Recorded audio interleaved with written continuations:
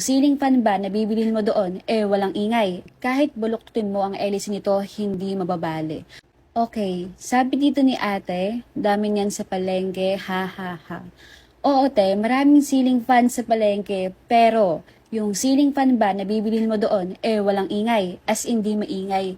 Ito kasi, makakatulog ka na mahimbing at hindi ka mahihiyang sumagot ng calls kung naka-work from home ka man.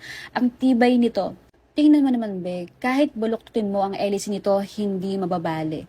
At tipid ba sa kuryente yung bibili mo sa palengke? At sure ka bang safe? Eto, be, certified lang naman ito. Mauuna pang uminit ulo mo kasi ito hindi umiinit na parang sasabog.